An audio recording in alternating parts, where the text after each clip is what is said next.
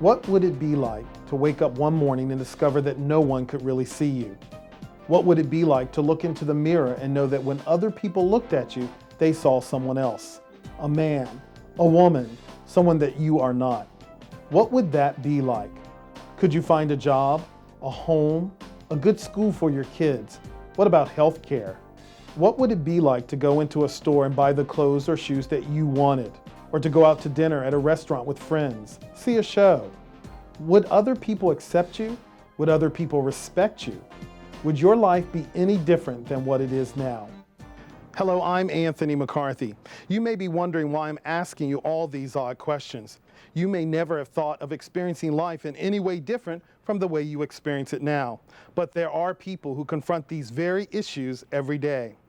I think that one of the things that non-transgender people take for granted is, one, that they can walk down the street without necessarily being harassed.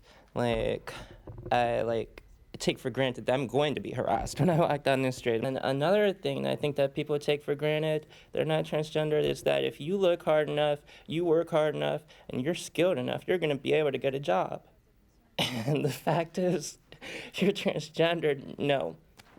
You might have the skills, you might be really talented, really intelligent, have a lot of education under your belt, and go.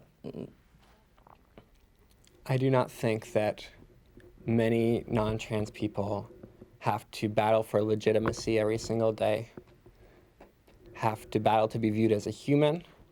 Non-transgender people, most of them, many of them, maybe not most of them, but many of them don't have to deal with things like the security advisory that went out the day that I was flying, to keep an extra eye out for men dressed as women who are the new terrorist threat. I never quite understood why I felt this way. I just knew that I was part of a culture of people that nobody else understands either. And that's been the most difficult part, is realizing that not too many people are sensitive to this or understand it.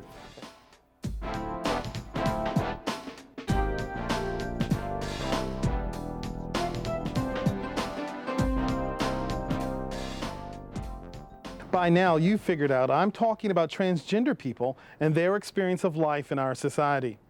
Now, I'm not going to take up a lot of your time with explanations and definitions. I think your time is better spent listening to our guest speakers. We'll meet them all in just a moment. But I do think it's important for you to have a little background information just to make listening and later discussion easier for everyone. Follow me.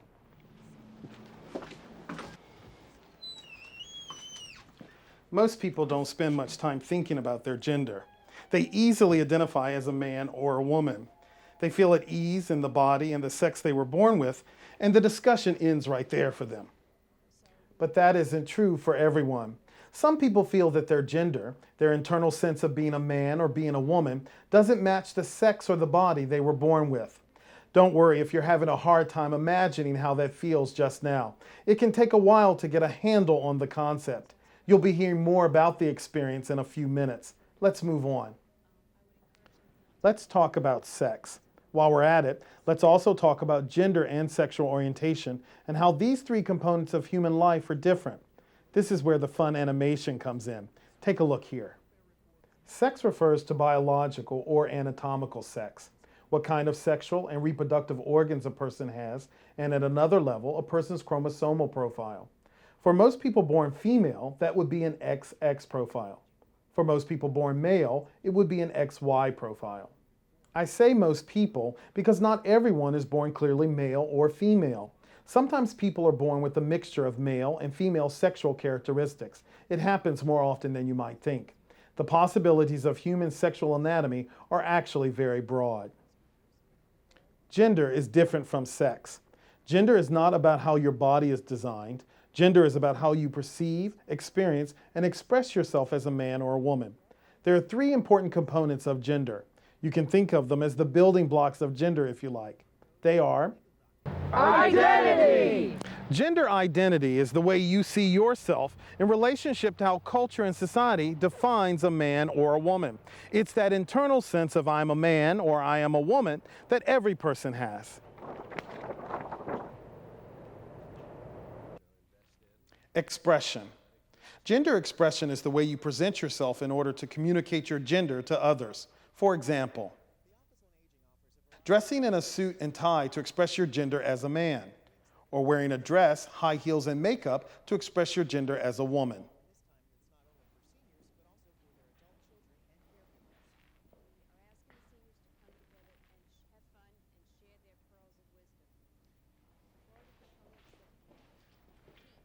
Gender expression can vary between cultures and age groups. People express gender differently according to their own beliefs about gender and gender roles, and what's important to them as individuals. The third component is attribution. Attribution is what someone assumes about another person's gender based on the visual and verbal information they get from that person. Those assumptions guide how the person is viewed and treated by others. Attribution determines social interactions. That's important to know because in our society, men are often treated one way while women are treated another way.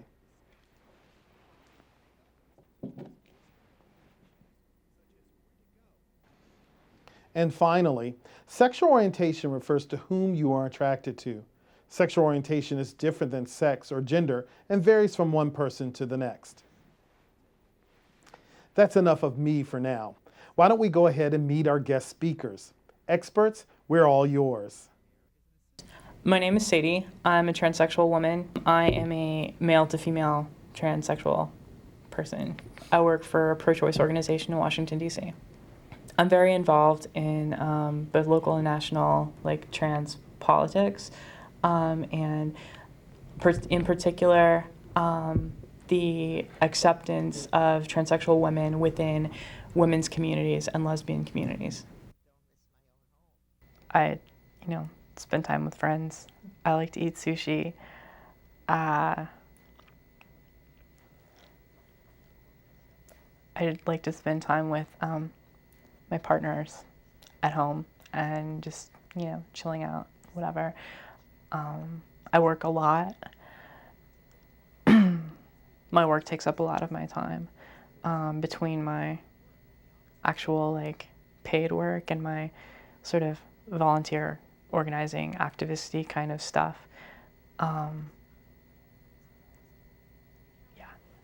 It takes up a lot of my time. My name is Jasmine. I'm a male to female transsexual person. I didn't think the questions would affect me so much. I mean, it's just weird because I've never been interviewed before. Nobody ever asked me how I feel about anything, so it's just kind of strange. I mean, it's good strange, but it's still strange, I'm in a weird stage right now in the androgynous phase, I guess they call it, where I don't really look like a woman and I don't really look like a man. So either way, I get crap from people, and I think that one of the barriers is that people need to know what you are and you need to be one or the other to them. And that is really kind of problematic when, I don't know, another major barrier is employment, housing and employment. I mean, there are a lot of intelligent trans people out there and many of them, I mean, I have yet to see very many places where you can walk into a store and see a trans person working there. I mean, even at this McDonald's or CVS or something, minimum wage jobs, and it's nobody wants to hire us, and it's. My name is Alex, and I'm a female to male transsexual, an F to M, which means I was born originally female and am now living full-time as a male. What's important to me? Getting out of the rat race, living life, being happy, educating people, just so people get to know that there are guys like me out here. Like animals.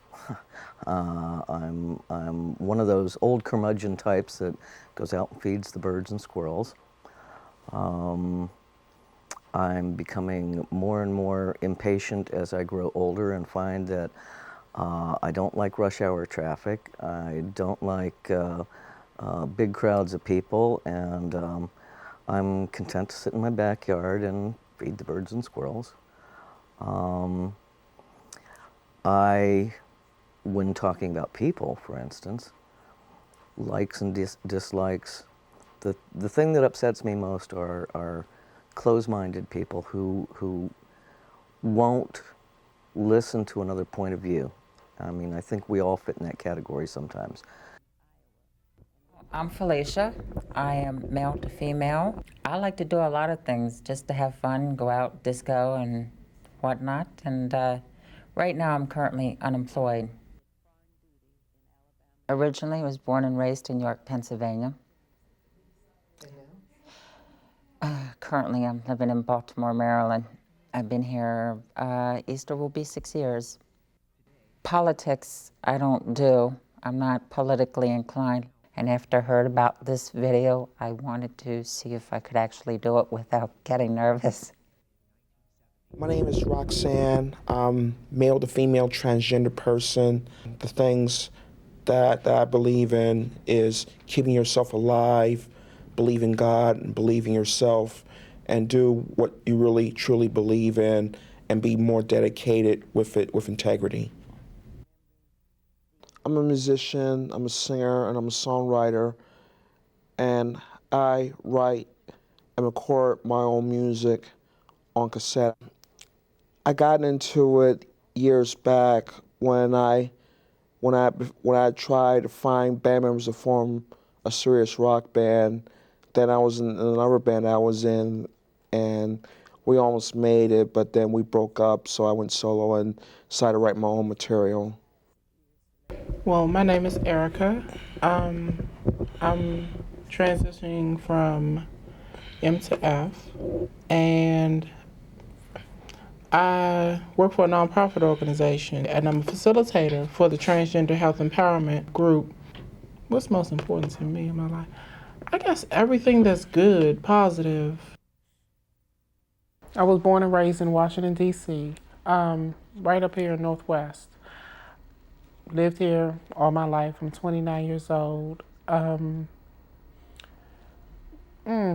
like a lot of things. I like movies, different little TV shows. I'm not the type of person that you would think that likes everything. I'm really eclectic. Music-wise, I like a lot of different music. If it catches my ear, that's it. You know, I love it. This is what I do anyway. I sit with people and I talk with people about transgender issues and how I feel about them because I am transgender myself.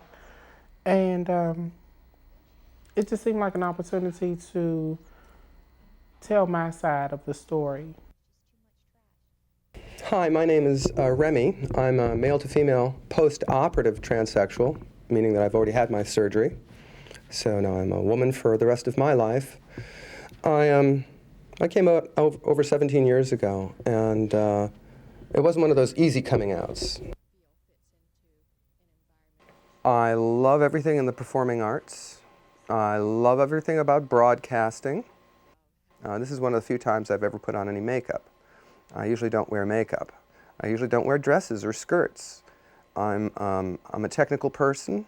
I'm a professional broadcast and television engineer. And most of my clothing has always been blue jeans and t-shirts, just like the other women engineers that I've grown up working with. My name is Darby. I was identified as male at birth. If I'm forced to choose between one of those two, I do identify as female, but actually I identify as a human and as Darby before anything else. I do go generally by she and her because there's a lack of language for anything outside of the he-she dichotomy. I live in Washington, D.C., and some of the things that I'm very concerned with are issues of social justice and equality. I also have a history of working in youth work and in the media field. Right now I do freelance journalism with doing radio reporting. Most recently, the most recent kind of permanent job I had was working at a bilingual elementary school. And those are some of the things that I care about. I also care about my community and working to increase safety in our community and healthiness. And I like to ride my bike, and I like to sew. Ideas and feelings about gender and gender roles are often shaped and misshaped by stereotypes. Whenever you apply generic attributes